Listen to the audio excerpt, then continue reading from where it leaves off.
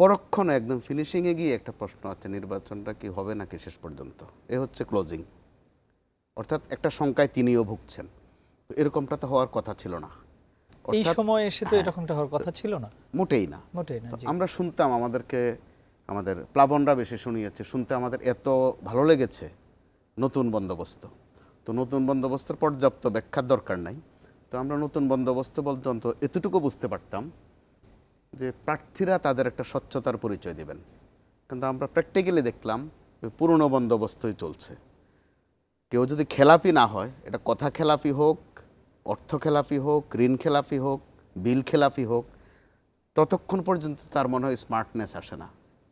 অর্থাৎ তাদের মনোজগতেও মানুষের যে যদি খেলাপি না হয়, সে কিসের রাজনীতিবিদ, কিসের রাজনীতি হবে সে। আবার দেখেন, তারা যখন একটা হিসাব দিলেন, খুব লোভনীয় হিসাব, এই বয়সও আমার মতো বয়সী যারা, তারাও কিন্তু এইসব তাদের অঙ্কটা হিসাবটা বড় চমৎকার করে দেখে, যে খুব ইন্টারেস্টিং। এক একজনের বউ বেকার অথবা গৃহিণী, কিন্তু যে পরিমাণ সম্পদ এক এক বউয়ের, আমরা আজকে শিরোনাম করেছি, আপনি হয়তো দেখেছেন। জি, অনেক সম্পদ এইসব বউদের। তো এই বয়সে তো বিয়ে করতে ইচ্ছে হবে, যে এরকম বউ যদি পাওয়া যায়, বিয়ে করলে মন্দ কি। এক তামাশা, এক সার্কাস।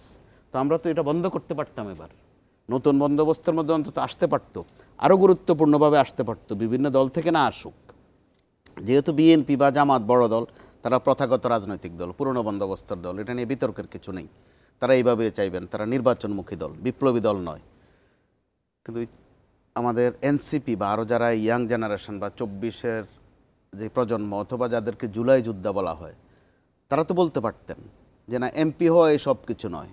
আমরা কথায় কথায় বলতাম, তোরা যে যা বলিস ভাই, আমার সোনার হরিণ চাই।